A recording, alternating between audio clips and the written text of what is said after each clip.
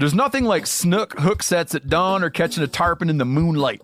Find your next fishing trip made easy on fishingbooker.com and experience the magic of the Sunshine State or any other destination on your fishing bucket list. Book a blue water adventure in search of sailfish or go snapper fishing with the kids. With over 6,000 captains and trips to choose from, planning your next one just got a whole lot easier. Download the Fishing Booker app on the Google Play or App Store, or visit them online at fishingbooker.com to book your trip today. Maui Nui is on a mission to help balance axis deer populations for the good of our environment, communities, and food systems on the island of Maui. They've shared over 126,000 pounds of nutrient-dense protein with the Maui community. Secure your spot now. Become a snack subscriber and join in helping to build more resilient food and ecosystems on Maui. Visit MauiNuiVenison.com. That's MauiNui venison.com and use promo code BEAR for 20% off your first order. I'm sure a lot of you guys remember the old ceremonial hunting tradition of eating the heart out of the first animal you kill. Meat from those organs are among the most nutrient-rich foods on the planet. You can get those same benefits your ancestors craved via convenient daily capsules from Heart and Soil. Find out more at heartandsoil.co. And remember, use code MeatEater for 10% off your purchase.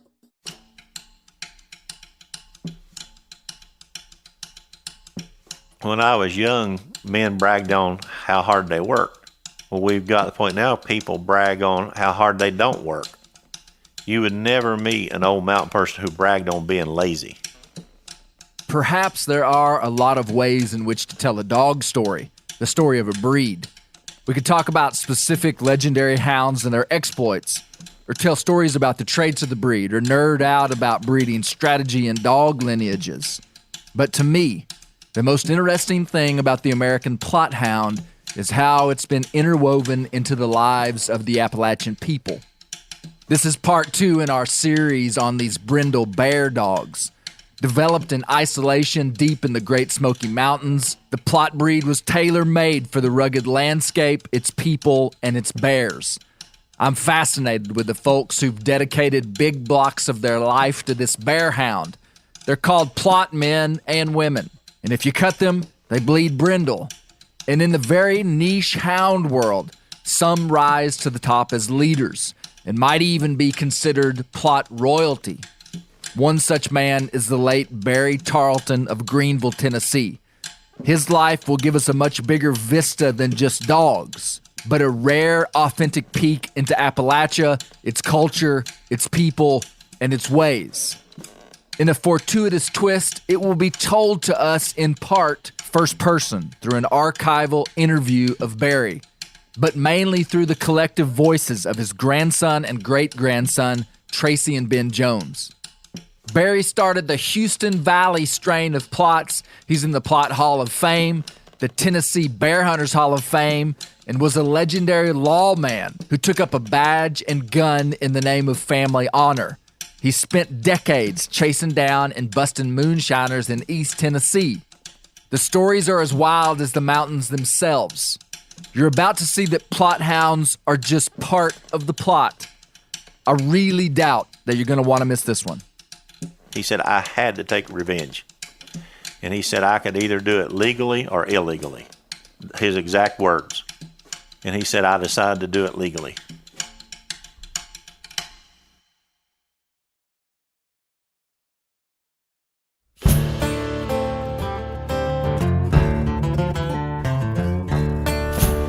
My name is Clay Newcomb, and this is the Bear Grease Podcast, where we'll explore things forgotten but relevant, search for insight in unlikely places, and where we'll tell the story of Americans who live their lives close to the land. Presented by FHF Gear, American-made, purpose-built hunting and fishing gear that's designed to be as rugged as the places we explore.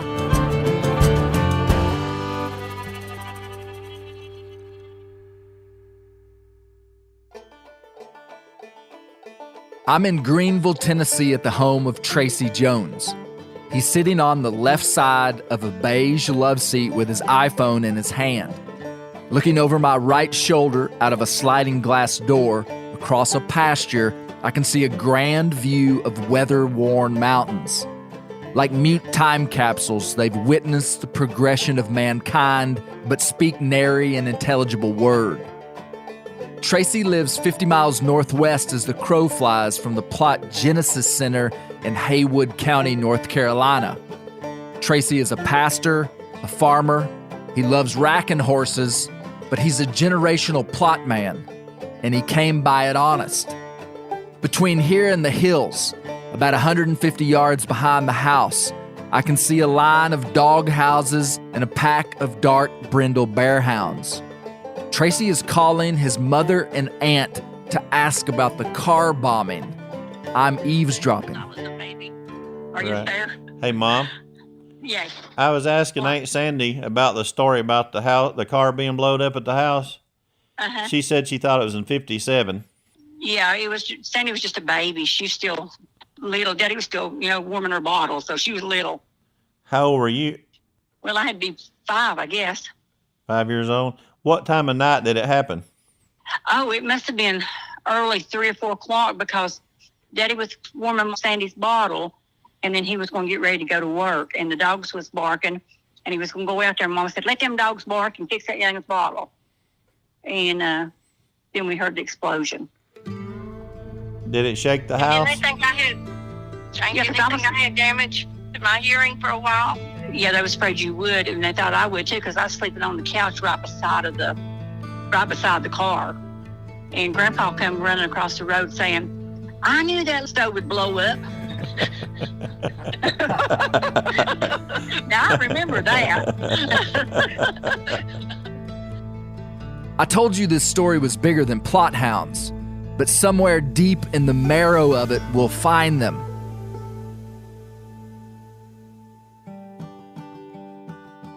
Barry Tarlton was born in 1923 and passed away on June 5th, 2012 at the age of 84. Those were Barry's 2 daughters, Jane and Sandy, telling a story about the car bombing. Among many other things, Barry was elected constable, a law enforcement position in the mid-1950s, and served for 24 years. He had a personal vendetta against the illegal moonshine trade in his community.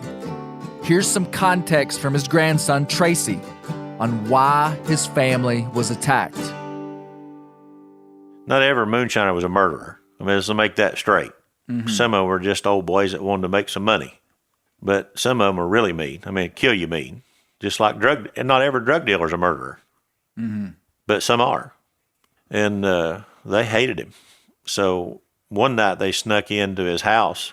He had a dog there that run loose in the yard. They killed it. Then they packed his car with dynamite and blew the car up beside the house just to try to send him a message. I actually think they tried to blow the house up with the car, but they just didn't get the job done. There's a funny twist to that story, too, because my great-grandparents lived across the road from them, and Papa had just got a new oil stove. They went from wood to oil, and it drove my grandpa Shipley was ticked about it because he said that fancy thing will blow up and kill yous all. So the night that the car was blown up by the moonshiners, Grandpa Shipley run out in the highway with his long-handle underwear on, screaming, I told you that old stove would blow up and kill y'all. He didn't like the new technology. Wow. They hated Barry because he was relentless in his pursuit. When he caught them, he was just, and he was extremely good at his job. The men who bombed Barry's car were caught when somebody snitched on them. But the bomber was killed before he ever went to trial. That's all we know. This was a dangerous place. And it's a rare thing in the bear grease world when we're talking about someone who's no longer on this earth that we actually get to hear from them firsthand. But luckily for us, in early 2012, just months before Barry's passing, Bob Plott, yes, our friend, author, and Plott descendant, Bob, came to interview the old bear hunter, though only a shell of what he once was. Tracy filmed the interview with his grandfather. This is the voice of Barry Tarlton. Tracy had prodded him on why he got into law enforcement. It was deeply personal. Got started in it because of your brothers getting Oh, yeah, I had two brothers get killed over moonshine. Well, one of them got killed. The guy slipped up behind him and cut his throat. Oh. And the other one got killed. They was in a house. Something he was sitting in a chair and this guy shot him right in the face with a shotgun. So that's what got me started in law business. Well, back at that time, we had a lot of killing in the neck of mountains. It just every year, if you wanted to get somebody get killed. And I just got tired of it. 2 of Barry's 6 brothers got killed in relation to alcohol. He said there was a lot of killing in the mountains and, quote, he just got tired of it. No flash, no fluff. It was just that simple to the old mountain man. Here's Tracy expounding more on his grandfather's brothers being murdered. I know you're fascinated by the subject and have had it on your podcast, and I don't want to go into it very much, but the moonshine deal was a big part of that. There's been a revival of like some kind of romantic type notion of moonshine that wasn't true among the mountain people. Today it's, a billboard in Gatlinburg and something you do when you come to Tennessee to visit. But when you hear people like my grandfather and others talk about it, it just wrecked homes, wrecked lives, destroyed people. My grandfather had a couple brothers that were murdered in reference to alcohol, liquor. They were moonshining. No. The one brother went to the home of some people, and the family story is vague, but it involved alcohol to some extent, and the brother got his head blown off with a shotgun. The other brother was found up here in the creek with his throat cut. They just cut his throat and left him laying in the creek. Alcohol was involved with that. And then one of my grandfather's would have been his nephews. He was 15 years old, was given bad liquor, and slipped back to the house, went to bed, and he drowned that night in his own vomit. So our experience with alcohol was like the rest of Appalachia. The liquor business was a very small fraction of people who involved themselves with that, and the bulk of Appalachian people hated it. But that's not what you would believe today based on, the billboards and the stories and all that go with it. That's some interesting insight from Tracy. Let's keep going into this story. So Barry Tarlton, your grandfather, both his brothers were killed, murdered. Because of alcohol-related incidents here in the mountains. And then what did he do? Well, his words to me were this. He said, I had to take revenge. Revenge. He used the word revenge. He used the word revenge. He said, I had to take revenge. And he said, I could either do it legally or illegally. His exact words. And he said, I decided to do it legally. So he ran for constable and spent decades hunting the moonshiners down and sent them to prison. And they hated him.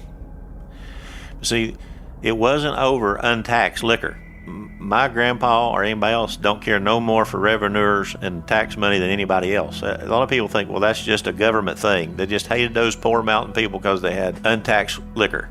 That's not Papa's motive. He could have cared less about the taxes paid on it. To him, it was destroying his community. It was a dangerous place to live. But Papa cleaned the place up. And he was viewed as a hero in the community.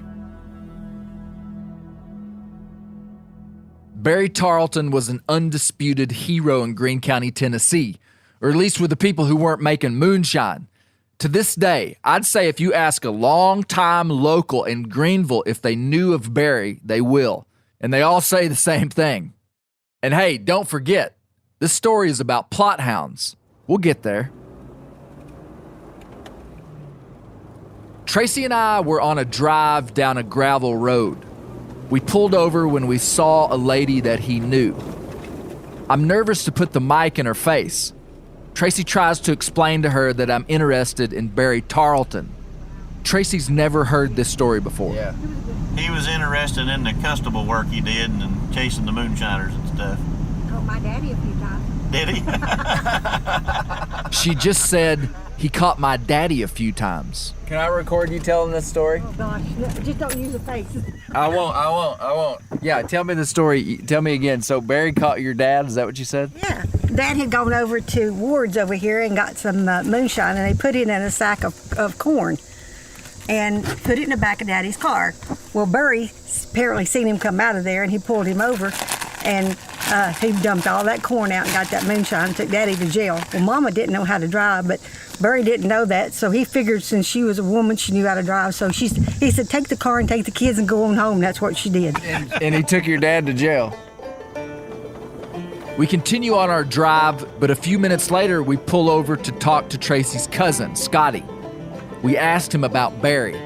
I stick the mic again out the window to a fellow who had no idea we were coming.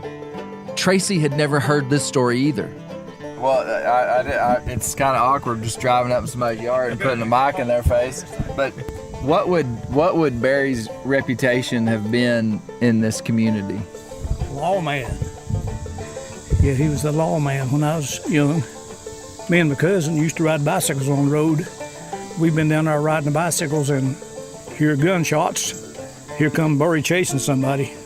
They're shooting back and forth. Me and him had to get off our bicycles and get in the ditch line to keep getting shot. Is that right? You remember a gunfight? Oh, yeah. Well, they drove on by shooting at one another, anyhow, but they didn't stop right there. But what he was finally it? Did you ever learn what the story was? Well, he caught them. Were they moonshiners? Moonshiners. That's what he mostly done out this area, is chasing moonshiners.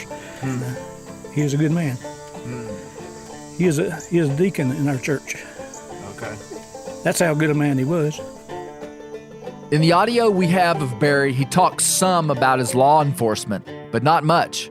The stories are short and to the point. It's doubtful that this is the one that Scotty witnessed, but here's Barry telling a story about shooting the back glass out of a moonshiner's car. Right after that, I was driving up the mountain over here one Sunday evening, and I seen this load of whiskey come through, and I was mad, because it blew my car up. He wouldn't stop. I just shot the back glass out. I went on up the road there and turned around. Of course, I was just in plain clothes. And went down and he said, "What's the matter?" He cursed at somebody, shot his glass out. He didn't know it was me. So I was telling him, "Man, what you got in there?" I see a little liquor, so I could arrest it. When the guy pulled over, he didn't know that Barry was the one who'd shot his glass out. The point of these stories is how common shootouts were. And Barry wasn't one to embellish a story. But here's another. It's short but shocking. He starts off by saying, they tried to bushwhack me one time. They tried to bushwhack me one time. I near the state line. They turned a Tommy gun loose on the side of the car. I bailed out the other side of the shop. It was over just a little bit.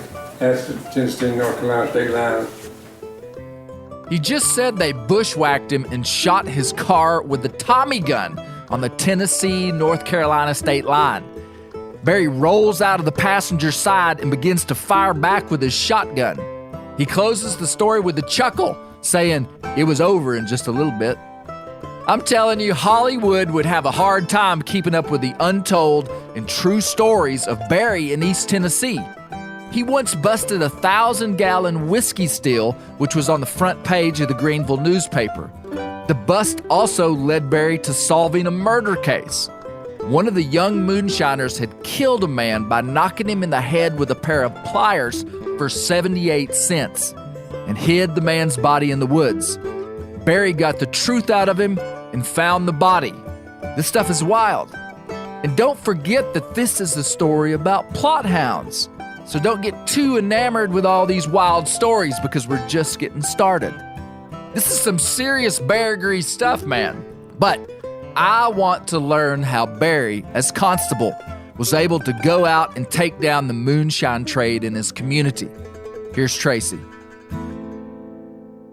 So what did he do? How would he, a constable, go about breaking up some of these systems? Well, it was basically two things that just happened over and over again. One is he would find out where a steal was at, he would go in at night and sometimes catch them on the still and sometimes not. If he caught them on the still, he arrested them and took them in and destroyed the still. You didn't always catch them on the still. That was just, sometimes they were there, sometimes they were not. But a lot of times they would camp on the still and stay there with it under cover of darkness. You don't see smoke at night.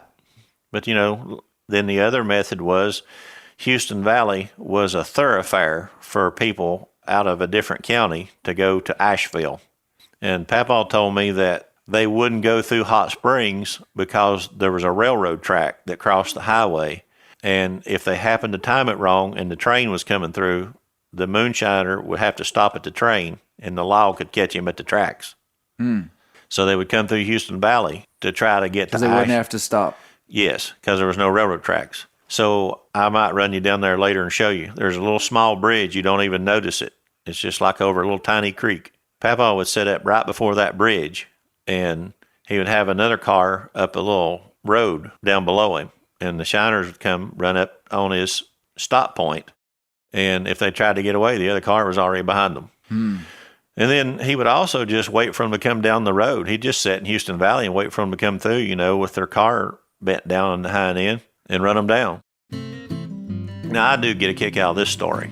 Everybody likes to talk about how well moonshiners can drive because that's the beginning of NASCAR, the shine drivers. Right. That's the folklore around NASCAR, that it started with guys trying to outrun the law. Yeah, but I get a kick out of it because I say, well, if you think the moonshiners can drive, you ought to have met the revenuers because they run them down all the time. And my grandpa and my grandma would work together, and she would be prepared. And when he would run a car down and run it off the road, get it stopped if he had to, he would take the guy driving the car to jail. And then my grandma would drive the moonshine car to the jail with the load of liquor. Grandma riding down the road with a load of liquor. Now that's interesting. We're going to learn quite a bit more about Grandma in just a minute. Her name was Hazel, and they were a unique pair. But hold your East Tennessee racking horses, because this isn't even what we're here to talk about. We're here to talk about his Houston Valley plots. This moonshine busting is just a sideshow to Barry's family, his work, and his Plott hounds. His passion in his life, besides protecting and loving his family, was his hounds. No doubt, though, his law enforcement work and his motivations are a fascinating aspect of his life.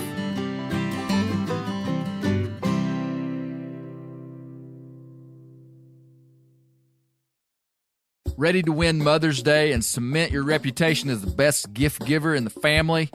Give the moms in your life an Aura digital picture frame preloaded with decades of family photos. She'll love looking back on these memories and seeing what you're up to today. Even better, with unlimited storage and an easy-to-use app, you can keep updating Mom's frame with new photos, so it's the gift that keeps on giving. And this is not a joke. Juju Newcomb has an Aura frame, and we share photos, and they're incredible. Also, my mother-in-law has one. We have them. They truly are really good, really high quality. The Aura frame is easy to set up. It takes just 2 minutes to set up a frame using the Aura app. It also adjusts the display depending on light levels in the room to maintain the true color of your photos. For real, the digital screen is amazing. Right now, Aura has a great deal for Mother's Day. Listeners can save on the perfect gift by visiting auraframes.com to get $30 off plus free shipping on their best-selling frame when you use code BEAR, B-E-A-R, BEAR. That's auraframes.com. Use code BEAR at checkout to save. Terms and conditions apply. I've had a Helix Sleep mattress for over 2 years, and it is for sure the nicest mattress that I've ever slept on. I've slept much better in the last 2 years, been more comfortable than I have for my whole life, and that's true. The Helix lineup offers 20 unique mattresses, including the award-winning Luxe Collection, the newly released Helix Elite Collection, a mattress designed for big and tall sleepers, and even a mattress made just for kids. Take the Helix Sleep Quiz and find your perfect mattress in under 2 minutes, and your personalized mattress is shipped straight to your door free of charge. Helix has several different mattress models to choose from, each designed for specific sleep positions and feel preferences. Helix is offering 20% off all mattress orders and 2 free pillows for our listeners. Go to helixsleep.com/clay and use the code HelixPartner20. This is their best offer yet and won't last long. With Helix, better sleep starts now. The old-timers say that the turkeys start gobbling when the leaves are as big as squirrels' ears and the red buds start popping. And we're about there, and we are there in the South. The onX Hunt app is one of my most valuable tools in the spring woods. With tools like coniferous versus deciduous tree distribution layer, you can save time by locating edges or transition areas of mixing habitats from home. Find an area like this with water in close proximity, and more than likely, there will be a gobbling turkey nearby. Knowing the exact boundaries of private ground ensures I stay on the right side of the fence, but can easily find public ground to go see if I can't strike a gobbler. If you do get one to sound off, using compass mode and waypoints will help you pinpoint his exact location, allowing you to move in and make the perfect setup to bring him right into your lap. Download the onX Hunt app today. You'll be glad you did. onX has a special offer for you. Use code BEARGREASE to receive 20% off your membership at onxmaps.com/hunt this spring. On the last episode, we explored the American Plott Hound Genesis story, and I'm glad to report that I'm still alive and well. To my knowledge, no one has tried to assassinate me, though the episode certainly lifted both dander and grins. But the conclusion we arrived at is it doesn't really matter how the dogs got here. Whether those 5 dogs were on the ship with Johannes Plott or not, the Plott dog arose from the frontier hollows of southern Appalachia in the early 1900s like a 4-legged, saber-tailed, brindle champion prize bear fighter fully developed, having been kept in regional isolation by a tight circle of bear hunters for 150 years. In the early 1900s, when this part of Appalachia began to open up, sports riders came and hunted with these brindle dogs in the Plott family, who'd bred, hunted, and developed the breed for over a century. In the early 1900s, the New York Times printed an article calling them Plott Hounds. The national attention on these dogs began to grow. In 1946, the UKC officially recognized the American Plott Hound breed in their registry. And the demand for these hounds as bear, coon, mountain lion, and hog dogs skyrocketed. And I haven't expounded on this yet, but the hound received global recognition. Houndsmen from Spain, Denmark, Russia, and other places still come to the epicenter of the Plott world in Appalachia today, paying large sums of money to get what is in their mind the finest hounds on planet Earth. This isn't hearsay. This happens a lot. As a matter of fact, I have personally been approached by bear hunters from Russia and Spain reaching out to me wanting to buy American Plott Hounds. Like I said from the beginning, the most interesting thing about the Plott Hound to me is the human part of their story.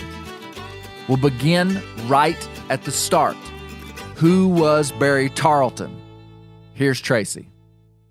Well, to me, he was my papaw. That's the regional term for grandfather. And in the community, he wore a lot of different hats. He started work at a place called Pet Milk when he was 16. Worked there until he retired. Never had a different job. But he also was a constable. And then he was a farmer. He bought the farm that we live on. He bought it in 1955. The deed says that he paid an unspecified amount of money, some kind of trade goods, and assumed a debt of $5,000 some that the people owed on the place. He lived in the mountains, but the farm's out just at the foothills. And he always wanted to move from where he grew up to here to live, which is about 10 miles away. But my grandma had a plot of ground on her family farm, and she wouldn't move off of it. She just would not move away from her home. Hazel, Barry's wife, would never leave her home place. That's where she and Barry lived their whole lives. Barry was also deputized in Madison County, North Carolina, so he could chase moonshiners across the state line without stopping.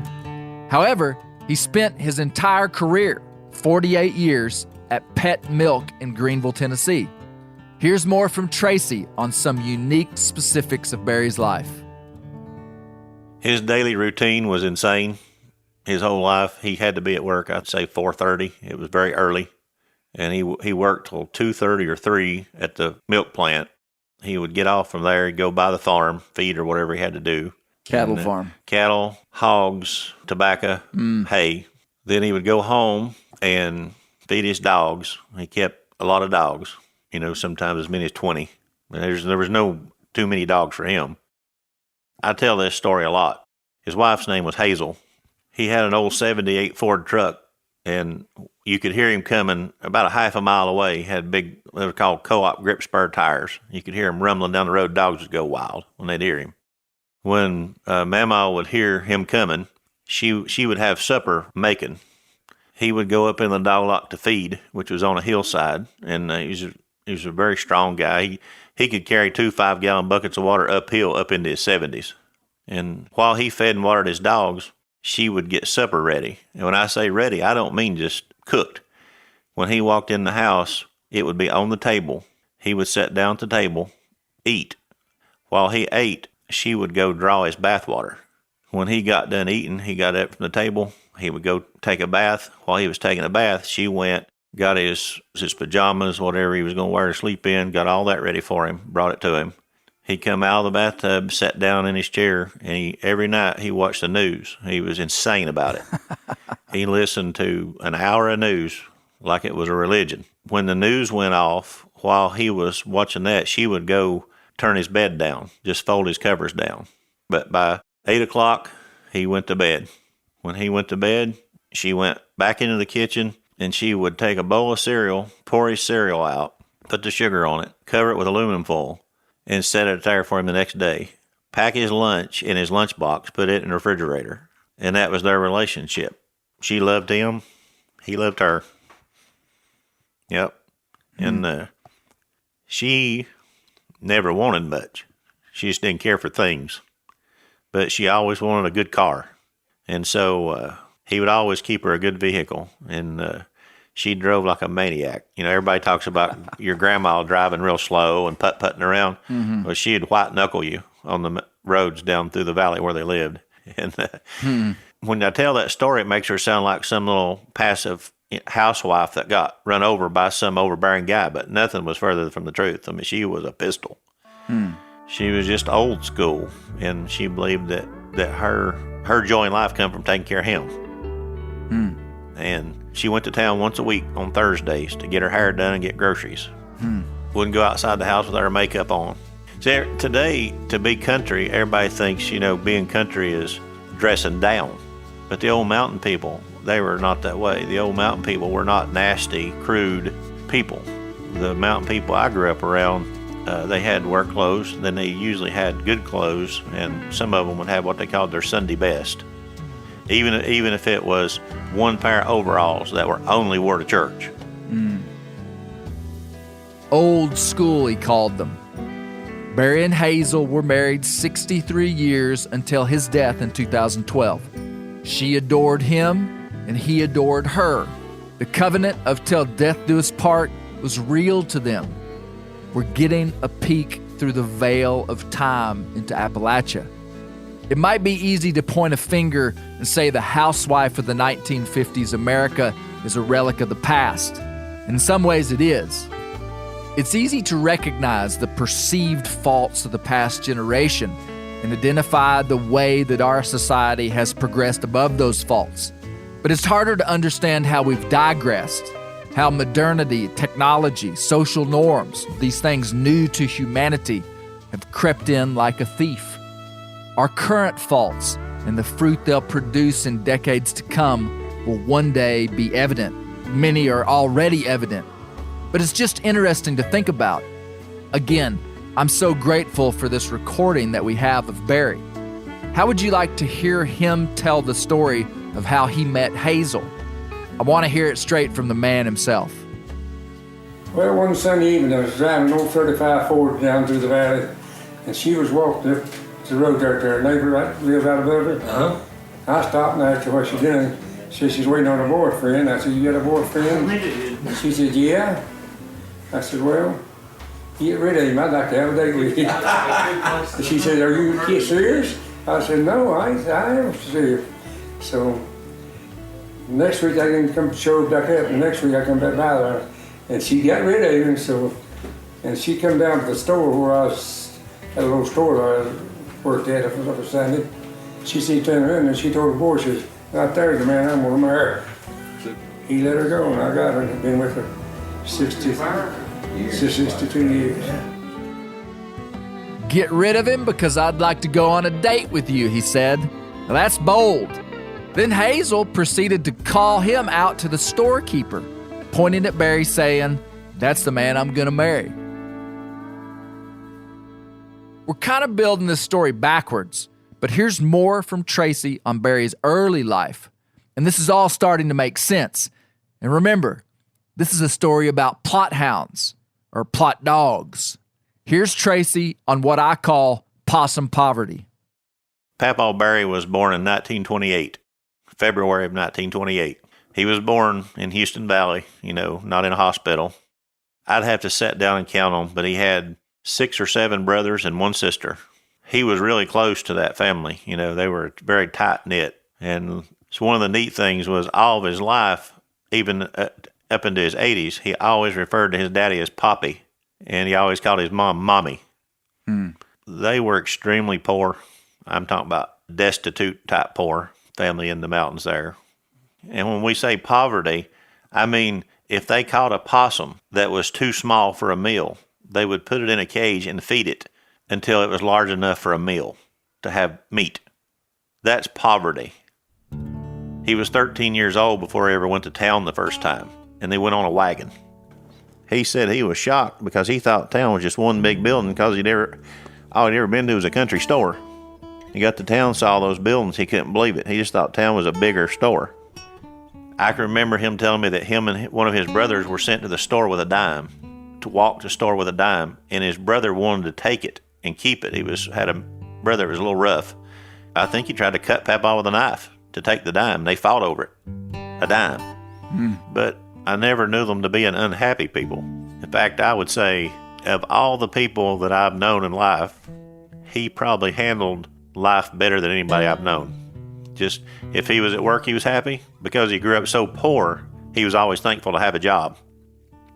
Within the last 2 weeks, there's a song dropped. Some dude's mad about his job. It's real popular right now.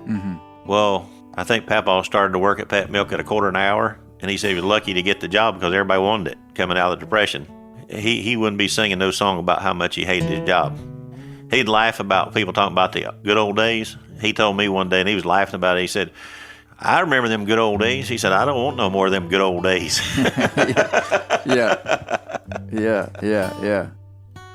Fattening a possum out until it's big enough for a decent meal isn't a cute anecdote, but a genuine look into hard-scrabble poverty, giving us more insight than a government tax return ever could.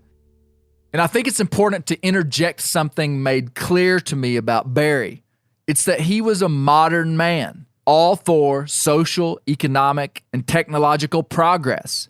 Of his 3 grandchildren, one became a pastor, one has a doctorate in nursing, and another a lawyer.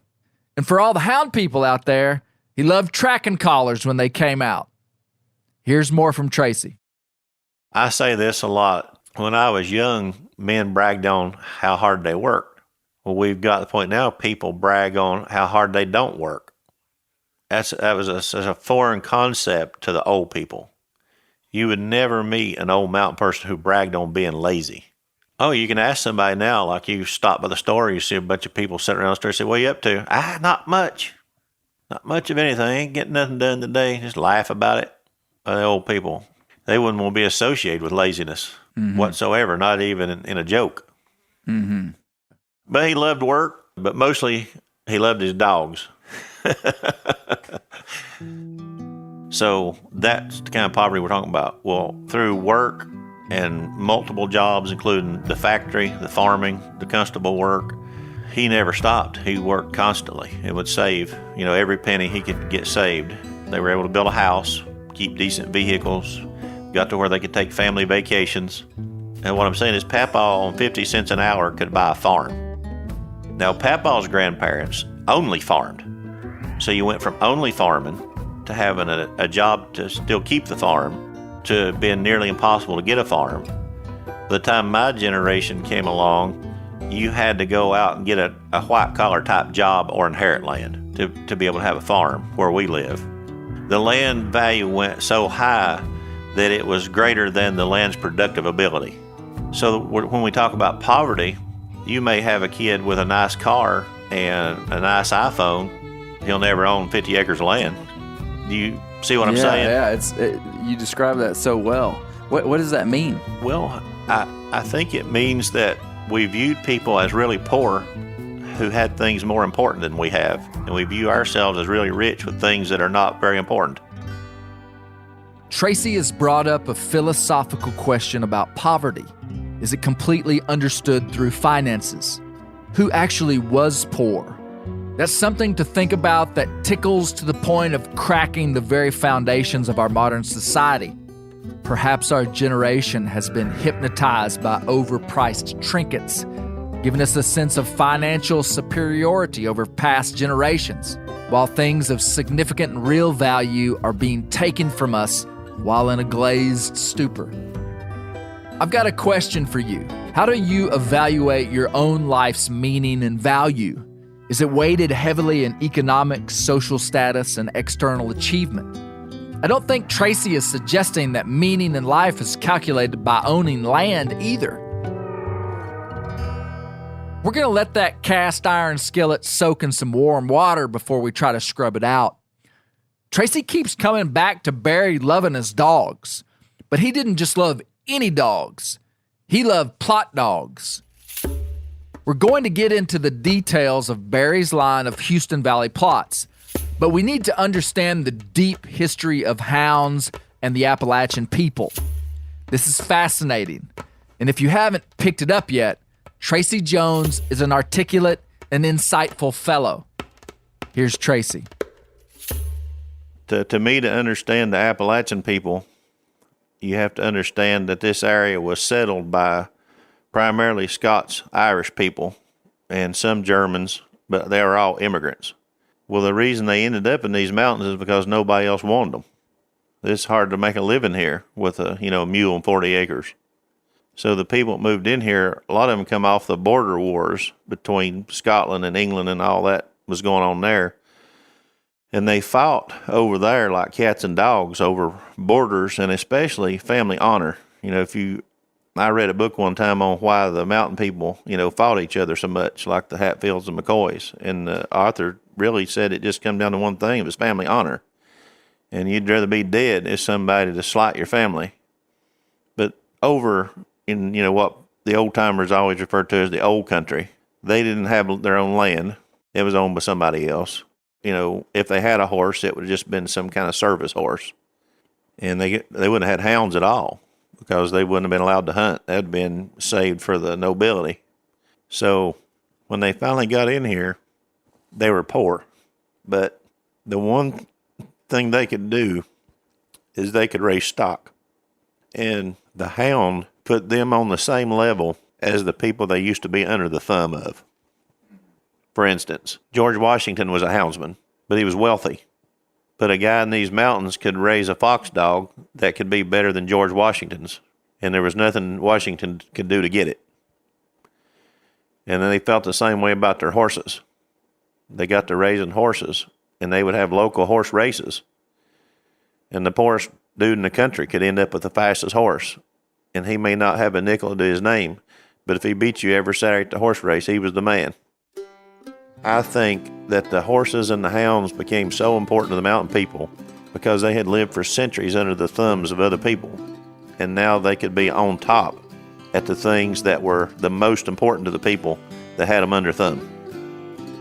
The deep roots of why people love what they love and how the value of that thing is passed from generation to generation isn't always externally obvious. Here, it touched the very foundation of the human class structure. Hounds were something that money and class couldn't manipulate, but rather it was earned through generational persistence, ingenuity, woodsmanship, and crafty breeding. The horse and hound delivered a sense of freedom, independence, Most of these mountain people didn't have money, but they had hounds. Today, this artifact is still evident. But I think it's ingrained in our psyche now that those are the things that not only put you on the same level as the rich guy, but in some cases put you above him, and ain't a thing he can do about it. You may never have his 1,000 acres. You may never have his clothes. You may never have the future he could hand his kids because of his money, but he can't have your dog, and he can't have your horse no matter how much money he's got. It feels like it feels like too that with these strains of dogs like your family has, it's handing down a cultural heritage to them that is not in the form of finances, and that's really unique, especially as intact as it is. Like what I see, and it would be with other breeds of dogs in other places, but specifically with the Plott breed, there are Plott families that have handed down these tight strains of dogs for generations, like a financial inheritance. And that's really special. That is special. Money is handy, and we could all use a little more, but the delivery of a cultural inheritance is true power. Beyond the physical flesh and bone of something that will eventually fade back into the earth, like a buried hound, the beast becomes a host or a carrier of family identity. Physical things can be temporary tools to deliver imperishable things. Ready to win Mother's Day and cement your reputation as the best gift giver in the family? Give the moms in your life an Aura digital picture frame preloaded with decades of family photos. She'll love looking back on these memories and seeing what you're up to today. Even better, with unlimited storage and an easy-to-use app, you can keep updating Mom's frame with new photos, so it's the gift that keeps on giving. And this is not a joke. Juju Newcomb has an Aura frame, and we share photos, and they're incredible. Also, my mother-in-law has one. We have them. They truly are really good, really high quality. The Aura frame is easy to set up. It takes just 2 minutes to set up a frame using the Aura app. It also adjusts the display depending on light levels in the room to maintain the true color of your photos. For real, the digital screen is amazing. Right now, Aura has a great deal for Mother's Day. Listeners can save on the perfect gift by visiting auraframes.com to get $30 off plus free shipping on their best-selling frame when you use code BEAR, B-E-A-R, BEAR. That's auraframes.com. Use code BEAR at checkout to save. Terms and conditions apply. The old-timers say that the turkeys start gobbling when the leaves are as big as squirrels' ears and the red buds start popping. And we're about there. And we are there in the South. The onX Hunt app is one of my most valuable tools in the spring woods. With tools like coniferous versus deciduous tree distribution layer, you can save time by locating edges or transition areas of mixing habitats from home. Find an area like this with water in close proximity, and more than likely, there will be a gobbling turkey nearby. Knowing the exact boundaries of private ground ensures I stay on the right side of the fence, but can easily find public ground to go see if I can't strike a gobbler. If you do get one to sound off, using compass mode and waypoints will help you pinpoint his exact location, allowing you to move in and make the perfect setup to bring him right into your lap. Download the onX Hunt app today. You'll be glad you did. onX has a special offer for you. Use code BEARGREASE to receive 20% off your membership at onxmaps.com/hunt this spring. We've all seen plenty of gadgets and fads come and go, but here's one product that stood the test of time: Seafoam motor treatment. Lots of hunters and anglers know that Seafoam helps engines run better and last longer. It's really simple. When you pour it in your gas tank, Seafoam cleans harmful fuel deposits that cause engine problems. I'm talking common stuff like hard starts, rough engine performance, or lost fuel economy. Seafoam is an easy way to prevent or overcome these problems. Just pour a can in your gas tank and let it clean your fuel system. You probably know someone who's used a can of Seafoam to get their truck or boat going again. People everywhere rely on Seafoam to keep their trucks, boats, and small engines running the way they should the entire season. Help your engine run better and last longer. Pick up a can of Seafoam today at your local auto parts store. or visit seafoamworks.com to learn more. Financial distribution has never nor ever will be just, but neither are hounds. In the words of Plott historian John Jackson, most people have not been bequeathed a royal strain of mountain bear dogs, but some have. I want you to meet Ben Jones, Barry's great-grandson. He's 29 years old. We're in the dog lot looking at a bunch of dark brindle hounds. So, how would you describe to me the way these dogs look? Like these, what do they look like? Well, I like a dog that is long-legged with a small frame body, not huge bones, and I don't like a super long ear on a dog. I don't want it past their nose for sure. What's the premium Plott bear hound color? How would you describe it? Right there. I like them jet black with just enough brindle to register them. Ben is typically a man of few words, but lots of action. I find myself hesitating to brag on young men, for fear that my words would entice them to succumb to the darkest villain of their age category, their greatest potential weakness, pride. But I've followed Ben in the mountains, and I can tell you, Ben is not just a Plott man. He's a bear hunter who could stand with the best hunters who've ever laid a boot sole in these mountains. Ben Jones is the real deal, and he is and has been the Jedi Master Breeder of the Houston Valley Plott line for the last 10 years.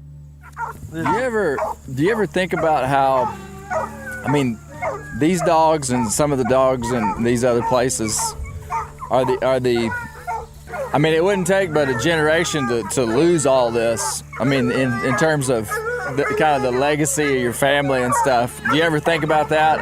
Especially with losing, it's dangerous hunting dogs and stuff. Yeah, it's actually almost happened 2 or 3 times in prior years.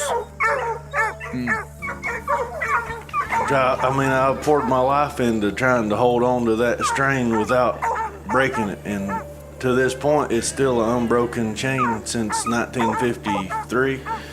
Why do you like a Plott dog more than another dog? Well, truthfully, I don't like Plotts over other dogs, but I like my Plotts. In that statement, you see the practicality of these Appalachian Plott men. And like I said, in some ways we're telling this story backwards. I want to ask Tracy how Barry got started in Plotts. Here's what he said. What Papaw said was he coon hunted a lot. His daddy was a cat hunter, bobcat hunted. And so they learned to enjoy dogs from their daddy, I guess. Well, they got to getting tree dogs, and in doing that, they got to train a bear every now and then, like in the 50s. And somewhere along the line, he was having a discussion with some folks, and Von Plott was involved, and he said, well, Barry, if you're going to be serious about bear hunting, you need to get Plotts. And Von wouldn't let him have a dog, wouldn't sell him a pup or nothing. So he said, you got to get Plotts, but you're not getting them from me. Yeah, that's what he told me. So he found a female dog out of Kentucky. Like I said, they didn't sit around and talk about history much. They talked about what they did last week. We don't know exactly when he got his first Plott, but we know he gave a pup to my cousin Charles in 1965 out of a litter. So we date it from 65 that we know for a fact he raised a litter of Plotts. But he had Plotts prior to that. Well, in the early 70s, he made friends with Gene White. And Papaw got a young female from Gene, brought it up here, and she got hurt on a bear. And when she got hurt, she was crippled and couldn't hunt anymore. Traded her back to Gene. And she became sort of Gene's, really, I think, a real significant portion of what he ended up breeding over time as a brood gyp. And then in trade, Papaw got a female, and on the papers, her name's Roberta. And from her, I think Ben told me yesterday, she bred 5 times. Roberta became the foundation of the whole deal. And then that's still what's, Ben was talking about the unbroken line. From Roberta to now, there's been outcrosses, but the breeding decisions was made in the family all the way back to her. I think they're maybe 16 generations now? You may remember Von Plott from the first episode. He was the great-great-grandson of George or Johannes Plott, who started the breed. I think it's funny but fitting that Von told Barry, "You need Plotts for Bear, but you're not going to get any from me." Like Ben said, Barry got started in Plotts in the early 1950s, but it wasn't until the mid-60s that they were able to start documenting the Houston Valley line of Plotts. And in the 1970s, they really began to take off with a legendary gyp named Roberta. I want now to ask Tracy about strains of Plotts and what that means. Well, that really answers the question that, back to something Ben said a few minutes ago when you asked Ben about Plotts, and he said, well, what I really like is my own. That's not an arrogant statement. What Ben was saying was the overall breed of Plott itself is not a cohesive breed. It's splintered into strains. So if you say what are the characteristics of a Plott, it's really too general of a question, because there's no such thing as a standard that Plotts have been bred to meet across the country. There's no governing board. So a guy across the mountain there, his Plotts may have a brindle hide like mine, but be nothing like mine at all. So you can't say that a breed is characterized by certain traits, because it's not that way. It's strains. Strains simply mean a narrow breeding philosophy among certain families or groups.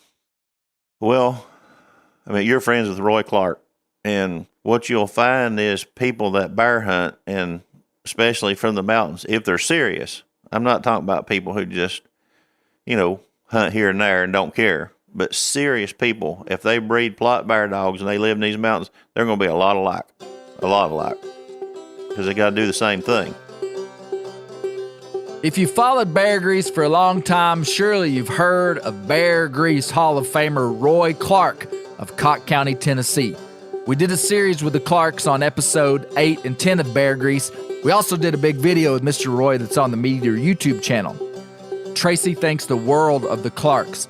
And there are many great strains of Plotts and many worthy Plott men, but there just isn't enough Bear Grease to go around to tell all their stories. But we don't have to take it from Tracy on how to breed a good bear dog. How about we hear it directly from Barry? Here's a short, simple explanation from him. Of course, when I breed a dog, I always breed to the best female I got. If she ain't don't count on breeding nothing to her. And he's got to be good too, Not because papers aren't good. If he ain't good in the woods, I ain't gonna breed to him. Yes, sir. One with a good nose on him and got a lot of grit. And it's real friendly, almost like a house dog's friendly. But not evil, Mm-hmm. And when it comes to bears, all together difference. Every time I've been around a successful old-time dog breeder, I'm surprised at how simple they make it seem. He said he wants nose and grit, and by grit he means a dog's ability and desire to not be afraid of a mean bear. But it's interesting that he wanted them friendly to a human like a house dog. But he said, when it comes to bear, they're altogether different.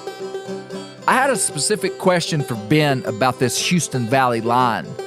We're back in the dog lot, standing in front of most of the living animals of the Houston Valley plot line. Do you think a dog like that, like best dog in your pack, would be as good a dog as the Houston Valley line has ever had? Like when you think about a line of dogs that is 70 years old, are the dogs getting better? Would Barry Tarlton think that was the best dog in the country? Well, I really don't want to say that because there are so many years of dogs that I never got to see to evaluate myself. But I can tell you, as far as overall hunting, the dogs that are tied here now have seen more game and been more places than they ever would have prior. You get to see so much more out of them. I mean, we're going everywhere and also hog hunt them, and it's just a more well-rounded dog. They get to see more, and you get to see more out of them. Mm-hmm. I mean, when you're hunting them that much, you're going to find the flaws that you wouldn't have never even seen before. You also find the the better qualities, but you find the bad ones too. There's got to be a strong ability to remove personal bias when truly breeding top-notch animals. You've got to be able to see the good and the bad. And in the case of these family lines, you've got to be able to remove the emotional ties to the dogs that could easily lead the breeder astray. Here's more from Tracy on Barry's bear hunting. This, to me, is crazy. You take people who have to work like dogs to make a living, and all the mountain people did. The factory work, they work like dogs. Their farming, they had to work like dogs. And then you pick bear hunting for your hobby. You're not getting a day off, man. Yeah. I mean, why do you pick bear hunting for a hobby? There's no rest with that. You're going to probably work harder that day than the 5 days you just worked. So to me, that tells you a lot about the kind of people you're dealing with. They were not looking for a day off. It's hard to understand it if you haven't been on an Appalachian bear hound hunt, but it's hard work. Here's more from Tracy on hunting with Barry. So we'd be up on the mountain, and he had this ongoing thing with my cousin Rocky about old Slewfoot. And that was this mythical bear that was the biggest one in the mountains. Never killed him. I don't know if we ever even run him, But we'd turn loose, dogs would be running, Papa would get wired up. I mean, he's 70-some years old and be wired up like a 13-year-old boy. When he would drive, in normal everyday driving, he drove the slowest guy. He's the guy that you did not want to pull out in front of you. So up on the mountain, he'd drive faster up there in a bear pursuit maybe than he would going down the Asheville Highway. He'd just lose his marbles. And his hands would get so nervous, he'd pat the steering wheel. Just pat it just as fast as he could pat, just wild-eyed, crazy about it. He said, we're in hot pursuit. He just loved it. Oh, my goodness. He loved it with every fiber of his being. He couldn't wait to do it. I mean, he worked because he had to eat. And he did the constable work because he didn't want his family living in a community that he considered to be unsafe and trashed. But he bear hunted because he loved it. I mean, I've known lots of bear hunters. And I'm not going to say that when I was growing up, Houston Valley Plotts were better than other people's dogs. I would not do that. I would not say that now. But I am saying that he loved them, and he loved the Plott breed. He had some dogs that were not Plotts when he was younger. He had some grade dogs he coon hunted, and he ordered a couple of blue ticks from Dale Lee one time. But once he got Plotts, he just fell in love with them. There was nothing like a Plott to him. He knew there was good dogs in every breed. He wasn't stupid. But Plotts was his dogs, and man, he loved them. I mean, the guys over here in the mountains, man, they would rag him all the time. They would take a walker dog and sneak it, put it in his dog box, and take a picture of it just to say he had a walker in his box. Yeah. If they killed a bear, and when he got older, everybody was really good to him. They'd still let him get his dog and get down by the bear and have his picture took with it. Like he had done everything that day himself. They'd run in with a couple walkers on a lead, try to get in the picture before he could get up, and he'd just carry on about how he had to get that dog out of here. And then he wouldn't do this. He wouldn't do it if it was in danger of getting run over or something. But if he was going up a mountain road and somebody's spotted dog was, walking up the road, he'd just drive on by it. I say, Papa, stop here. Let me get that guy's dog. I don't want that dog in my dog box. I ain't putting that white dog in there. And everybody loved him for it, And Barry ain't going to pick it up. He's putting it in his box. The hound world has an ongoing favorite breed rivalry. It's nonstop and seems to track deep into hound history. I want to go back to the dog lot with Ben and ask him a question about the level of commitment it takes to maintain a truly top-notch pack of hounds. What's it take for somebody to keep a bear pack all year? I mean, most people can't do this. Most people couldn't have all these dogs and train them and be dedicated to them like this. I mean, this is a major lifestyle commitment. Well, honestly, you have to sacrifice almost everything else. And that's why I don't judge somebody who tries to hunt, they work a full-time job, overtime, and they get to hunt 2 days a week during kill season. A lot of people want to hack on them. I feel privileged to do what I do, but I've sacrificed a lot. don't go to the lake, never been to the beach, never been on a vacation other than hunting in my life. And I wouldn't trade it, but most people aren't going to give up all that just to chase a bear.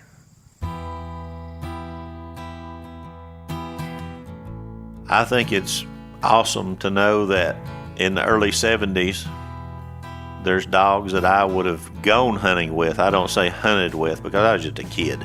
I just tagged along in the early 70s, you know. I mean, I just ride in the truck and see what the big men did. But I know those dogs, and I know what was said about those dogs by those men. I still have those memories.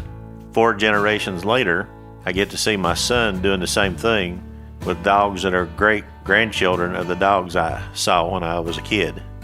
Then I also get a kick out of knowing that in these mountains that the bear are the same children and grandchildren of the same bear we hunted when I was a kid. So it's like an ongoing drama series, generation after generation of us and the bear. You think they know when they hear a Houston Valley Plott coming? No, I don't think that, but I think it's a great story. The same bear are being hunted by the same families, and it just goes on. And I hope it goes on for generations to come. As we come to an end, here's Tracy with some powerful conclusions on Barry's life, going all the way back to his law enforcement days and his value system. Yeah, he was not interested in the law for the law's sake. So I wouldn't even say he agreed with all the laws. I wouldn't even say he was above at sometimes doing his own thing regardless of the law. Mm-hmm. But he just hated liquor. Hmm. And one of the interesting traits about him, too, is he hated certain uses of language were offensive to him. There's an old mountain word called blackguardish. That's the word, blackguardish. Okay. Yep. And if somebody were to say something like some particular slang type word for something, you know, that was crude to him, offensive to his mind. And Papa's a rough guy, but he had a sense of holiness for God that made some things not sacred to him. And if you address something that should have been considered sacred in a crude way, to him he would call that blackguardish. What do you think that meant? Crude, unacceptable, nasty. We were with a guy yesterday afternoon who was speaking about Barry, and he said he'd hunted with him 30, 40 years ago, and he noted that Barry did not tolerate people around him using foul, crass language. Yeah. You know, I love it when I hear people that just have a standard, and they're comfortable with that standard, and they're not trying to inflict it on people outside of their jurisdiction, but they have a standard. Yeah, I mean, I don't want to make him sound like a saint, and he wouldn't want to be made sound like a saint. He had his flaws, but what he believed in pretty thoroughly. And I like that in a person, even if their beliefs differ from mine, because I can trust that person. Mm-hmm. Papa was as friendly a man as you will have ever met. Jovial, loved life, laughed all the time. I'm not saying Papa was the best bear hunter ever lived, because that just wouldn't be true. But I'm saying nobody enjoyed it more. Now, he loved it. Absolutely loved it. Could not wait to get up in the morning to go. But he had this a side to him that if you got to that point, he was dangerous. He was just a dangerous human being. But everybody loved him. Everybody. Well, when he died, it was unbelievable that the people who come through the line, and most of the people his generation, he died when he was 84. So most of his friends were gone already. But it was amazing how many people who came through the line who said, Barry Tarlton was my best friend.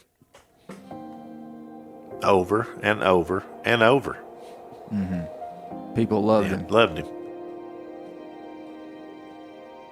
Barry Tarlton's story has opened up a unique window into Appalachia. I knew this was going to be good, but more than that, it opened the window into the life of a unique man, loved and respected by so many. And don't forget, the only reason that you and I know this story is because of the American Plott Hound.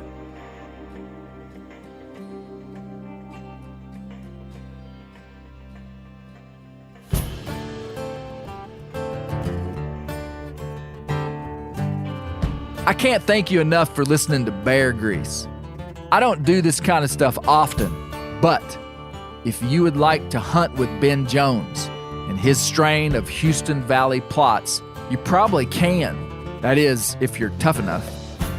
Ben runs a bear hunting outfit called Pale Horse Guide Service, based out of Greenville, Tennessee. You can see his ad in Bear Hunting Magazine or just look him up online. Again, thank you so much for listening to Bear Grease. Share this episode with your friends. Leave us a review on iTunes. And don't forget about Steve Ranella and I's new audiobook, now available for pre-order. It's called The Long Hunters, 1761 to 1775. It's an incredible book about the foundations, really, of American deer hunting, and it's really good, man. You guys are going to love it. I'm already looking forward to the render next week.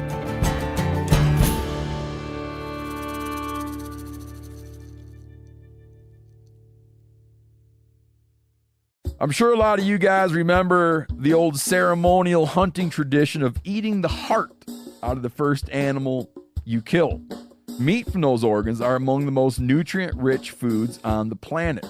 You can get those same benefits your ancestors craved via convenient daily capsules from Heart and Soil. Find out more at heartandsoil.co. And remember, use code MeatEater for 10% off your purchase.